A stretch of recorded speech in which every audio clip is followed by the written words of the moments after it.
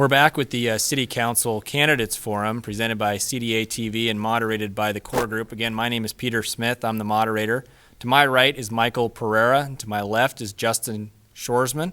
They'll be asking most of the questions, and I'll do a few follow-ups. We are now going to do the opening statements by the candidates, and Mr. McNeil, you are up first on an opening statement. You have 1 minute. Thank you. Obviously, you know my name. The first name is Bruce. I like that best. Thank you to the core group for doing this and for you in the audience for being here. You should be proud of yourselves. I consider it a civic responsibility, and it's neat that you're here. And I don't know where to look to address the audience that's on Channel 19, but I feel the same way about you folks. Keep watching. It's a good resource for us, and we need to applaud the City Council for keeping it going. So I'll start.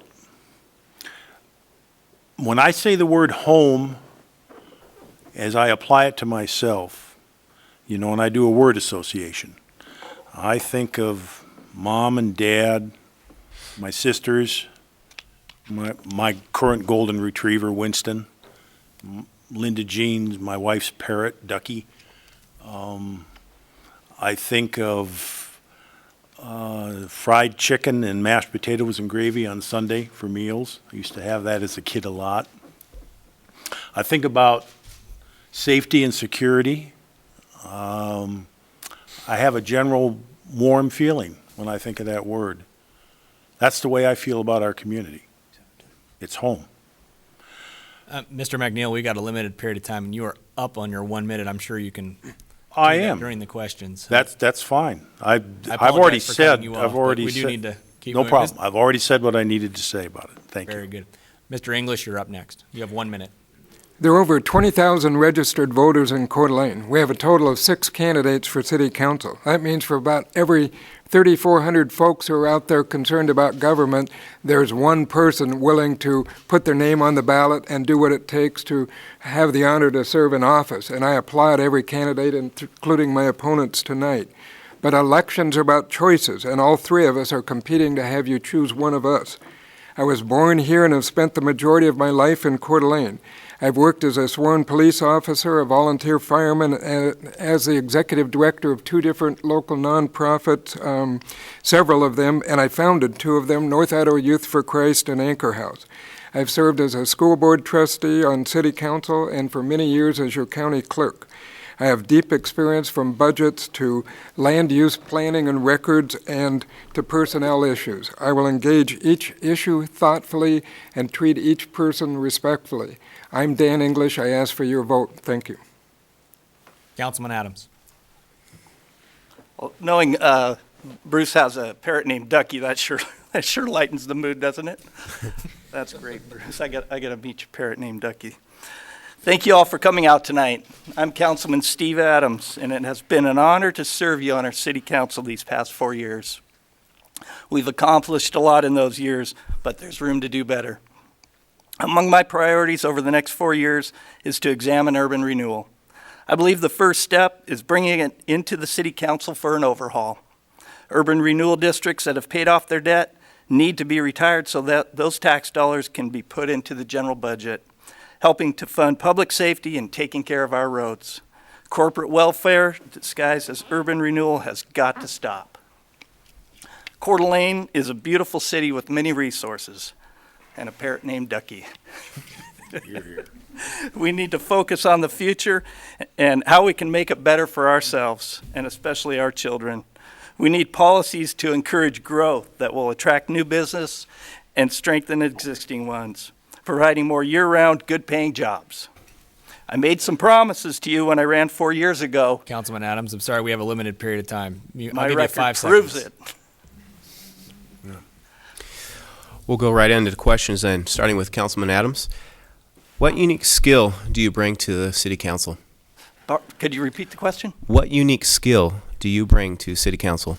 I believe probably my most unique skill would be my business experience. I've had 24 years as an independent insurance agent here in town running a small business. So I understand the ins and outs of what it takes to budget and manage employees and live within my means. Same question for Mr. English. What unique skill will you bring to City Council if elected? I believe I have good people skills, both by my training as a licensed counselor for over 20 years and my own temperament. I'm a good listener with people. One of the things that I think is important, especially when, we're going to have conflicts with people, they're going to be upset with things, and what I found over the years is the main thing that you can give them is somebody pay the time and respect to hear them out, and that's what I'll do. I'll hear them out. Mr. McNeil, same question. Over 40 years of business experience, a Bachelor of Science in Business from Roosevelt University in Chicago. I've been in both the public and the private sector. I know what it means to have to make a profit to live. I know what it means to work in a bureaucracy that spends taxes. My greatest asset in the jobs that I've been in is my ability to listen to people and bring people together. This community is sorely divided over many issues and needs a strong city council and mayor to help bridge the gap, to create communication bridges back into the community. I can help do that. Mr. English, why are you more qualified than your opponents? I believe I have a unique history, being born, raised here, spending all of my adult life engaged in either local government activities or nonprofits that deal with people, help people figure out creative answers to problems, and a lot of times I've done both. So I feel like I'm a creative and involved community member, and look forward to it. Mr. McNeil, same question to you. Same question, sorry. Why do you feel you're more qualified than your opponents? I'm not running in this race to speak against the other people. I'm here to tell you what my qualifications are and to tell you what I think I have to give to our community. My campaign has got nothing to do with comparisons with the other candidates.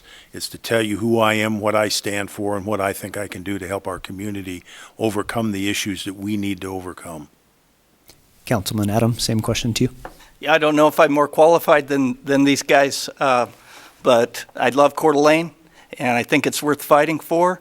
And I represent the constituency, the Christian conservative constituency that desperately needs representation in this city. And I don't believe Bruce or Dan have the same philosophy as I do. Question for Mr. English. What change do you want to make for this city? I think, and it's been mentioned a little bit, I would like to see us help resolve our conflicts more, and there have been some hot button issues. They're going to come up time to time, but I think more than anything I would like it that when a tough issue comes up that you can have the specific content about an issue, but there's also the relationship and how you treat people. And I would like to see that we work better on listening to each other and treating each other with respect. And then if we understand what people are talking about, we can get to the answer better. Councilman Adams, what changes do you see that you can make in the city? Well, I don't know if I can make them. It's you learn real quick as one councilman. You don't have a lot of power unless you're going into court and opposing a judicial confirmation ruling. Then you find out that you might have a little bit of power. But other than that, it takes a majority of the council. But one of my major goals, as I stated in my opening, is to end urban renewal in Coeur d'Alene, and probably number 2 would be to rein in spending. Labor costs, they're not sustainable, so we need to do that. And number 3 would be to reduce property taxes on top of that. Mr. McNeil, same question for you. If elected, what change would you like to make for the city? The first one I've already alluded to, and it's the divide that separates us from being community family. When I talked about home, I told you I meant the same thing for our Coeur d'Alene family, and I do. I want us to be us being the mayor and city council to build what I call bridges of communication back into our whole city population. Not just those we're comfortable with, not just those that agree with us, but everybody. That we all live here, this is our community. We need to reduce the coarseness that exists between us and get along much better. In the last forum that just happened a few minutes ago, there was some talk about a flyer that was sent out by one of the candidates mentioning a political party affiliation. And I'm wondering if the candidates would just speak to whether that matters in this particular race and whether or not you are willing to share what party you're registered with here tonight. We'll start with Mr. McNeil. It absolutely matters. I have not been ever and am not now registered with anybody. I vote my conscience. I always have. I vote on the issues and who I think is best qualified to deal with those issues. I think interjecting that kind of politics into our community coarsens the language between us and has no place here. I oppose it. Councilman Adams, same question. I'm a registered Republican. I've always been a registered Republican because I adhere almost 100% to the Idaho Republican Party platform. The Idaho Republican platform has basically the four tenets of conservative values that I espouse: respect for life, respect for the Constitution, personal responsibility, and less government. I think that anybody that's not willing to take on an affiliation might have something to hide. I have nothing to hide, and I think the only reason that municipal elections are nonpartisan is because there's no primaries. So I've chosen not to advertise that in respect to... Mr. Adams, I'm sorry, but you've ran out of time. Thank you. Mr. English.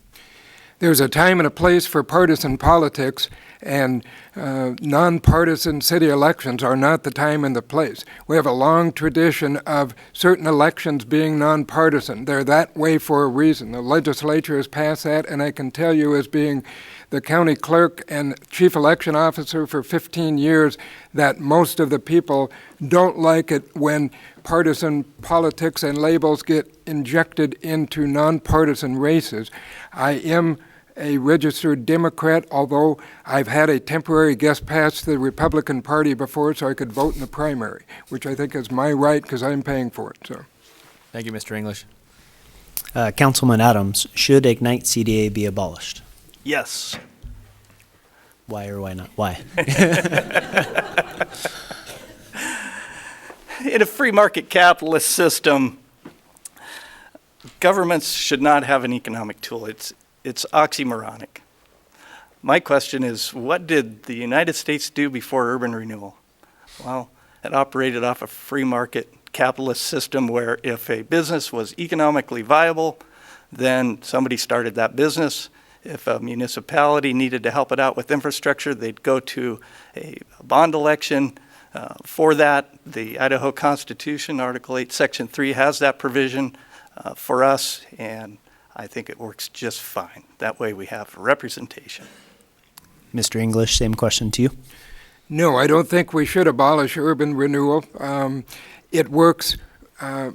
In my life, living here, I see a lot of good things that our urban renewal has done. There's certainly some things I don't agree with.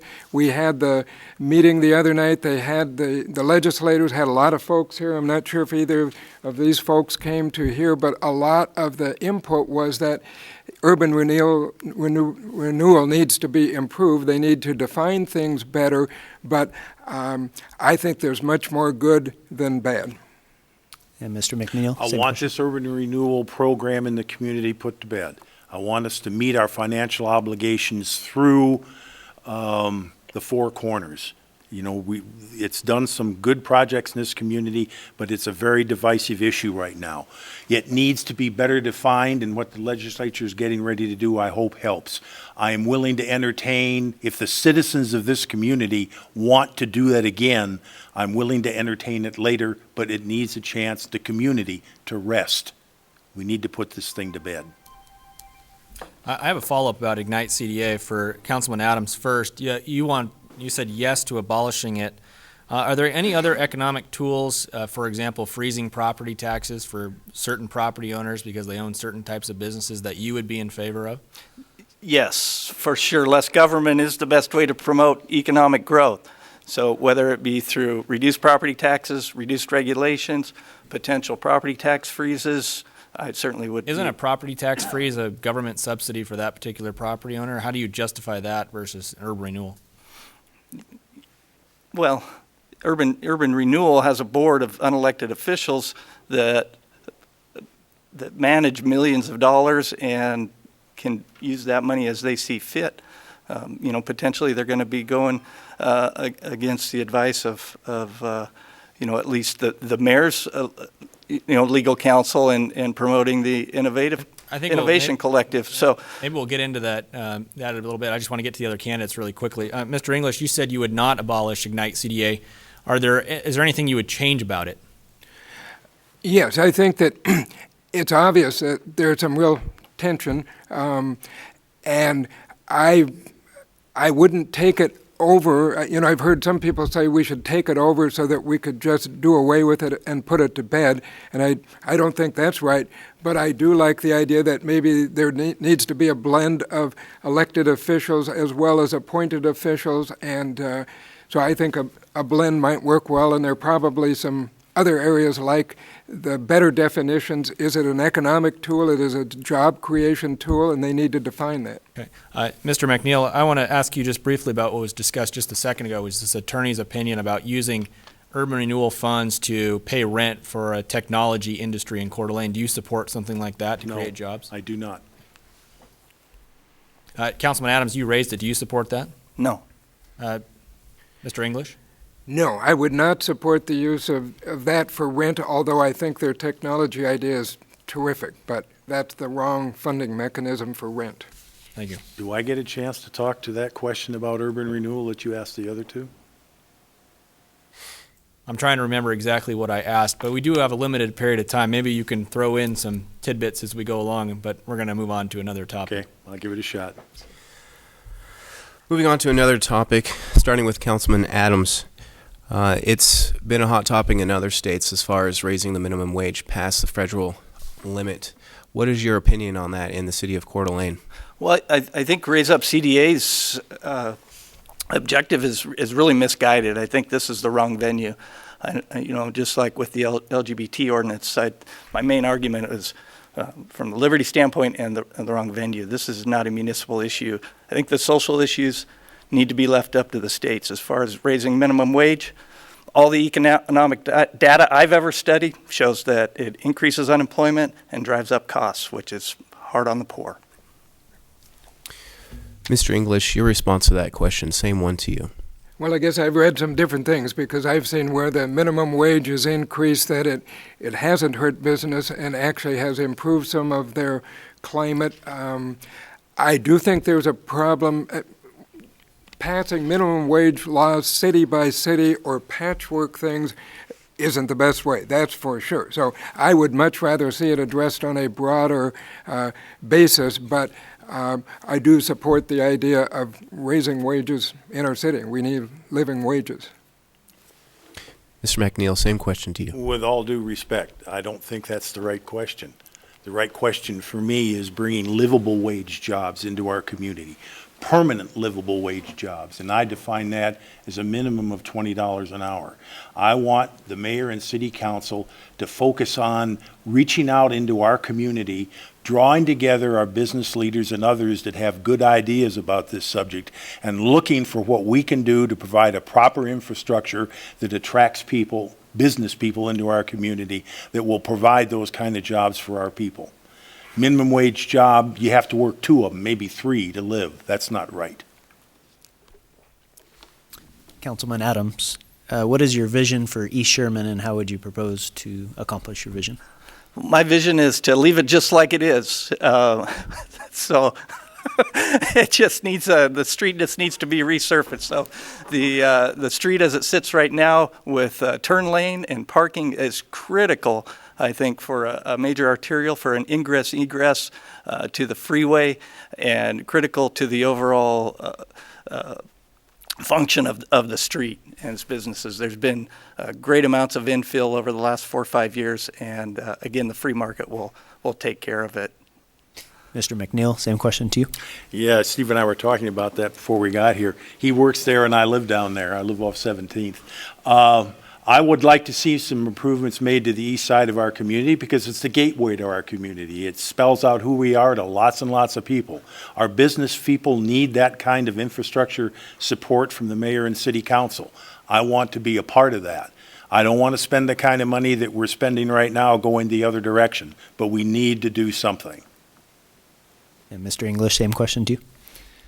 I remember as a teenager cruising Sherman, and you went from one end to the other. And in those days, it really didn't matter if you were on the west end or the east end. I mean, it was all part of the town. Now, I mean, there's a real marked difference between one end of the town and the other. East Sherman used to be much more vibrant. So I think some things need to be done. I did attend the East Sherman workshops and kind of open house they had recently. You know, they have some good ideas down there, and I think they want to do some creative things, but difference of opinion, I think some things should be invested in East Sherman. As a follow-up to that, I read all the comments after articles that are written in the newspaper in Huckleberry, so I've seen some comments related to economic dollars in the city of Spokane, or Coeur d'Alene, not Spokane, probably Spokane as well, but Coeur d'Alene, are spent in certain areas of town and not in others. That's the assumption and that's the statement. I'm wondering if you agree with that statement, and if it is true, how do you change it? Mr. English, do you agree with that, first of all? Well, I would agree that, I mean, without a doubt, there have been certain areas, and maybe there's legitimate reasons that they've focused the efforts and the funding in certain areas. And so if I were in some of the areas other than that, you know, I would feel left out. I think in particular I'm interested in, you know, what is the plan for Midtown, and again, growing up, you know, it used to be a lot of good things there, and so I would like to see some other areas get invested in as well, and I think there maybe is at least a perception of disproportionate investment. Mr. McNeil, do you agree with that? I was taught in school and also in my business life, if you want to know what people value, you follow the money. Over the last 10 to 15 years in this community, if you follow the money, you will see that we've spent the majority of our discretionary dollars along Sherman Corridor, out Northwest Boulevard Corridor, and we're ready to go out southeast. 50% or better of our population lives north of the freeway. They need some attention. They're a part of our community. I want them included in the discussions about how we move forward and we develop proper business environment for living wage jobs. Councilman Adams. Well, I live north of the freeway, and I work downtown, with the exception of one park to the west of us here. I don't know that statement's true. I've worked 2 campaigns and starting a third one, obviously, and I've been in almost every neighborhood in the city, and the parks, the infrastructure. I think maybe downtown over here with some streets and some sidewalks really is the only seams right now. I certainly agree with Bruce, but like I say, if it's an economically viable business, they're coming to town. Winco, Costco, Vertical Earth, Bill's Heating and AC. They didn't need any urban renewal money. Thank you. Justin? Question for Mr. McNeil. Should the city accept money from the federal government to improve the city? If it always comes with strings attached, I can tell you from personal experience. I worked for the feds for a long time. It's part of our taxpayer money coming back to us. I have no problem with it as long as it's not a carrot to get us to buy into a program that goes away 2 or 3 years later and the taxpayers of our community are left on the hook to keep it going. If I was on the city council, that would be one of my primary questions. I would support it unless, if there was a plan to wean us off the grant dollars and go on to our own budget dollars. Otherwise, no. Mr. English, do you believe that we should accept money from the federal government to improve our city? I think we should be open to that, and in many cases, I think it makes sense. I would not be blindly open to every federal grant that comes along, but I wouldn't be blindly closed to it either. I think particularly where we have identified needed infrastructure needs, public safety needs, that we're going to have to pay for that anyway. And if we can get a federal grant that helps us for a period of time, I think that's only smart economics and doing the right fiscal job for our taxpayers. Councilman Adams, same question for you. Federal money should be used where there's federal responsibility. So contrary to what's been reported on some particular blogs, I have not opposed all federal funding. I supported the Southeast Way project, the Government Way project. I didn't oppose the wastewater treatment plant because federal funds were being used. I opposed it because of judicial confirmation. Again, with the federal funds that I've opposed, they've all come with strings attached. Some of it's entitlement spending. It's outside the proper role of municipal government. And there's no plan. The plan is, when I asked the chief what his plan was to continue the officers, was raise taxes. When I asked Chief Gabriel what the plan was, if the bond didn't pass, as opposed to having a 10-year capital investment fund, raise taxes. Sorry, I think we've, thank you. Mr. McNeil, the FBI says that Coeur d'Alene is the most dangerous city in Idaho.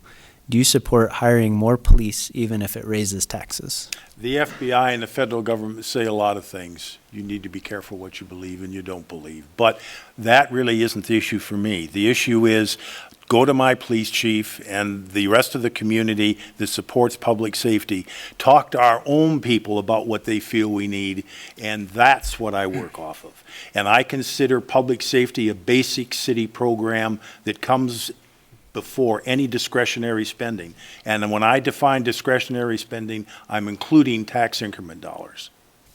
Councilman Adams? Could you repeat the question, please? The FBI says that that Coeur d'Alene is the most dangerous city in Idaho. Do you support hiring more police even if it raises taxes? Not if it raises taxes, no. However, I did work my tail off for this last budget, and I did support, and I wanted to support the budget without a tax increase, and we were able to do that. And I think if we rein in labor costs, we can do it again. But I did support a budget that increased our police force, vehicles, and fire.